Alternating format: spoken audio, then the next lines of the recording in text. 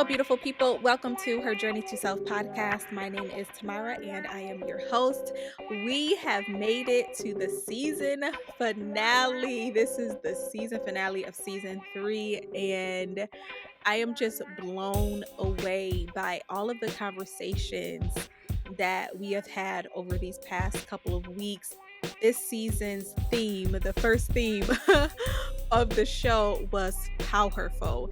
And I interviewed some amazing women who are being so impactful in their lives and in the world. We spoke about purpose, obedience, following after God's lead, motherhood, letting go of limiting beliefs, and how all of these things, how the journey, how the process, how the healing has caused them to elevate in their personal lives, in their careers, and in their communities. With all of the women, we were constantly reminded to focus on self, to really prioritize our self-care and our soul care. How are we showing up for ourselves on a day-to-day basis? We were also reminded to jump. What is that thing that has been nudging you? And maybe it's fear that's holding you back.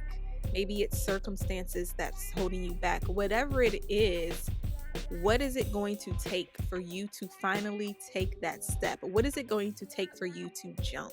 I am so grateful for all of the women who decided to sit down and chat with me this season. It was powerful. All right, so here we are, the final episode of season 3, and you get me all to yourselves.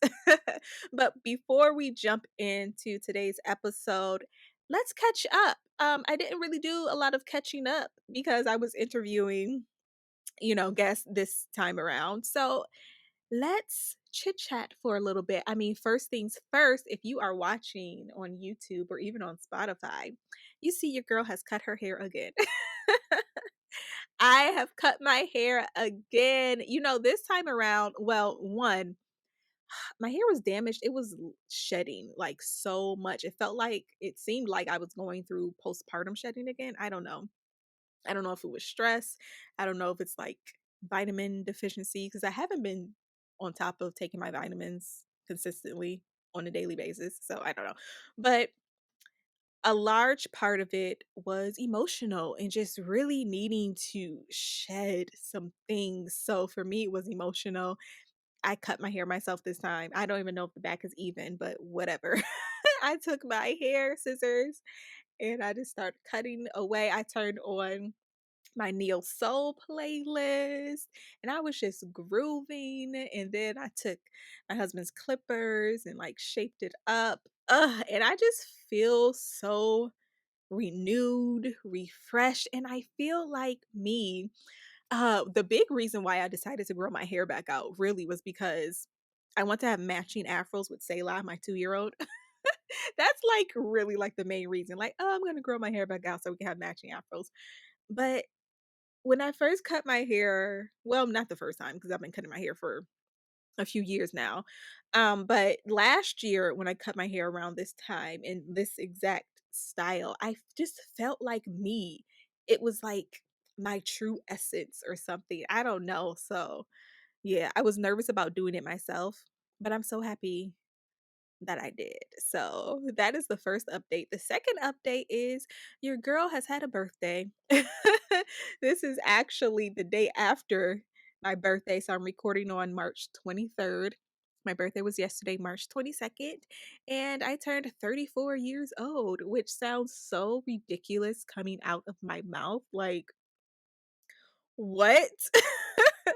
I remember, I think last year I was telling my friend, I feel like I'm still 22, but like I feel like I turned 22 and then went to sleep for like 12 years. And now I woke up and now I'm 34. Like, what in the world? What in the world? That is just crazy to me that I'm 34, but I am grateful and thankful to be alive, to be living, to have my health, to have my mind, although I am in this really difficult process right now. This journey of healing and self discovery and change and transformation and growth is not easy. It can be overwhelming at times and quite painful. Um, but I'm thankful for it. I am thankful for it. I am ready for my bloom. I'm putting that out there, Lord. I am ready for my bloom. All right. So now that we have gotten all caught up, let's jump into today's episode. I really thought that I should end this season speaking of something that has really been on my heart since the beginning of launching Her Journey to Self, and that is sisterhood. And this episode is actually bittersweet because if you know, if you watched the first episode of this season, you know that I dedicated this season to my dear friend Mache, who passed away in November of 2021, which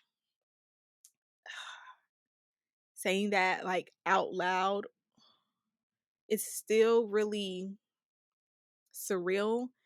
It doesn't feel real. And I say it's bittersweet because she was always meant to be the very first guest on the show. And when I decided to launch season 3, she was not available to record. And part of me is like, maybe I should have just like asked, maybe there would have been an opportunity. But literally the week I started to record, she had gone into the hospital. Um and the topic was always going to be sisterhood. When she came on the show, we were going to talk about sisterhood. And she was just an amazing person, an amazing friend. She's also Selah's godmother. She was literally the first person to hold Selah after me and Eddie. She came to the hospital the very next morning. She was actually supposed to be in the delivery room with us, but Selah girl wanted to come early. And Mache was on her way back home. She traveled for work. So she was on a flight when Selah was being born, okay? But she showed up as soon as she got back to New York, and she was able to meet her, and that's when we asked her to be Selah's godmother. And I know how much that meant to her and how honored she was to step into that role. And I've also been thinking about our relationship lately and how different people serve different purposes in our lives, because we really had only been friends for about 5 or 6 years. I want to say like the amount of time that I lived in New York.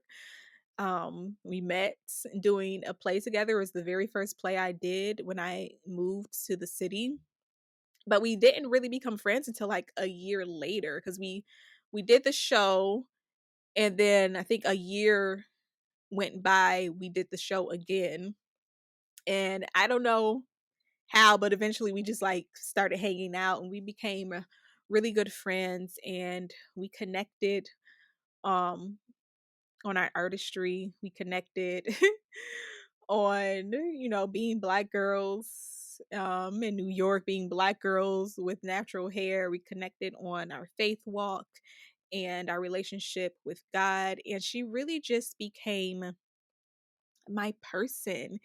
And I was able to really be vulnerable with her and share with her my insecurities, which was something new for me because I had only really done that when I met my husband. So I was only expressing to him, like, I've been battling depression and anxiety.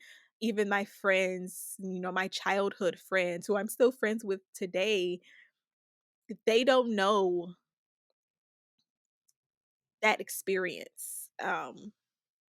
And that's okay, because I think sometimes we get stuck in our heads um about our relationships and what we choose to share with our friends, and we think that, oh, if we've been friends with somebody for 20 years, with literally my my best friend I grew up with, we've been friends since we were in kindergarten. Um Sometimes we think, oh, there's something wrong if I'm not able to share this part of my life with them. And it's okay, because different people serve different purposes in your life. And for Mache, I think we actually connected, by sharing our vulnerabilities and our insecurities. And we were so alike in so many ways. I like to refer to her as my soul sister because she was definitely like the Erica Badu to my Corinne Bailey Ray. Okay. We just really connected on that way. So, as I've been grieving these past few months, there's also been a lot of regret and guilt that has come up, and me trying to work through those feelings. And those feelings stem from how I feel I showed up as a friend. I think a lot of people go through this when they lose a friend or a loved one. You question, like, well, was I a good friend? Did I do everything that I needed to do? Did I support them in the way that I needed to support them? But then also because, we were fellow artists and we worked together. Um, and there's a short film that I started to film like 3 years ago now. And I have literally like two scenes left to shoot. And I have not finished that film yet. And Mache is in it. And I don't think she ever even saw the footage. So there was, guilt coming up around that, like, oh my gosh, I never finished the film. I'm going to finish it. Mark my words, it is going to be done. But there was a lot of guilt around that, like, man, I I ran out of time. I ran out of time, and she wasn't able to experience this completeness.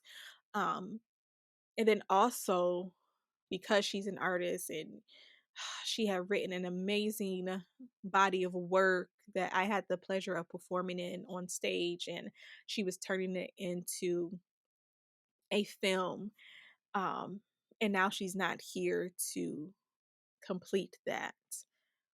And then, even with this podcast, like I mentioned, she was supposed to be the very first guest. And, just looking back, just even back to November or October, um, and when I was launching season 3 and I was reaching out to people to do interviews, um, the the last few months of her life, I knew that she was dealing with some health issues again. She had been battling something for years, and I know the last few months she was needing to get back into treatment. And the very last week of her life, I remember it was a Saturday, and I had just done Selah's hair. I took a picture of Selah and I sent the picture to Mache, which I typically did. And I said, Happy Saturday.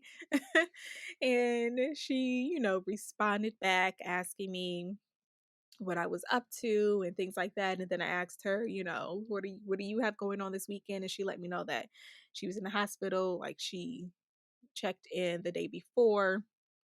And I was just like, oh man.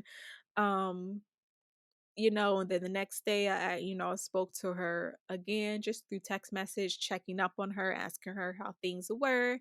And Mache always had this way of redirecting the attention onto you. Because I would, ask how she was, and she, let me know what was going on. I could always tell that there was like something that was not being said, and I always gave her that space to come to me and let me know. what was really happening when she was ready. But, she would just give me a short and sweet answer, like, I had this done today, but what's going on with you? And some of that guilt too that I was speaking about is me wishing that I would have pushed a little bit more. I don't know, but it's just, feelings that I'm trying to work through. So yeah, I was checking up on her every few days, and she was, so proud of me for even launching the podcast. She was my biggest fan. She was always listening to the episode, and then she would call me later and want to chit chat about everything that I spoke about on the podcast. It was just the support. She was definitely the type of friend that was going to support you and that was going to give you your flowers while you are here. And I will forever be grateful to her for that and love her dearly for that. The next time I had spoke to her was a Wednesday. Um, just checking in like we normally do. Hey, how are you doing? Today wasn't a good day, or today was a better day. I'm feeling all right. Just little check-ins. Um, and then the weekend rolls around. And yeah, it was a Sunday, I remember. And again, I had taken a picture of Selah, but I didn't send the picture to her. I don't know why. I was going to send it to her, and then I didn't send it to her. And then Monday comes. And I was extremely busy that day recording the podcast. So I was off of my phone. So it's the end of the day. It's probably around 6 or 7 p.m. And I grab my phone, I open up Instagram, and I have a message from her best friend that she grew up with. And I remember reading the very first line that said, "Hey, Tamara, I wanted to let you know that Michelle passed away last night." And I could not believe it. Um, I didn't even read the entire message. I immediately, I went to my text messages because in my head, I'm like, no, no, this doesn't make any sense. I had just spoken to her. I had just spoken to her. And I opened up my text message, and, I had checked in with her. It was a Wednesday. And I just said, "Hey, checking in. How are you?" And, she let me know what was happening that day. And then I said, "Okay, I love you. I wish I could help in some way." She had asked me, if I had anything going on. And I said, "I recorded my first episode for season 3 of my podcast today." And she responded, "New season, good stuff, heart." And that was our last conversation. Um, and I wish it was face to face, even those days when I was, texting and checking in. A part of me wanted to say, "Hey, are you able to get on the phone or video call?" But a part of me, like I said before, I could always tell that there was something that maybe she wasn't really sharing with me. And even the month before, cause she would always, when the pandemic started, she would always video call, especially because she wanted to see Selah. Um, but I knew that, she wasn't really doing that well. And she had told me she had lost a lot of weight. So I took that as a hint that maybe she doesn't want to get on video to chat. And I always just respected her boundaries. But now that she's gone, I just wish I maybe would have pushed a little bit more. I wish I would have had that face-to-face interaction. And man, I wish I just would have known. Part of me feels like I should have known, but I was just completely sidetracked. I was just completely shocked. I didn't know that this was it. I didn't know that this was the end. She had always come out on top. She had always beat it. Um, so it was unexpected. And I was heartbroken. Growing up, I have been fortunate to have all of my grandparents and my great grandparents. It wasn't until I reached college, um, where I started to lose immediate family members. So I know that I have been extremely fortunate in that way. Um, and I have known some, some former friends from high school who tragically passed away, but I have never experienced a loss so close. And it really felt like a part of me had been ripped away because, like I said, Michelle had really become my person and the one that I could talk to about anything and really be myself with and open up to. And then she was just gone. So that has been a challenge to really accept and to move forward from that. So I wanted to share all of that because I have always believed in the bond of sisterhood. And when I first decided to do this episode, back in 2020, when the idea first came, about to do an episode on sisterhood, I had no idea that this is what the episode would be. Um, but now it is even more important to really share this message. Because I have always cringed whenever I hear women say they just can't be friends with other women. And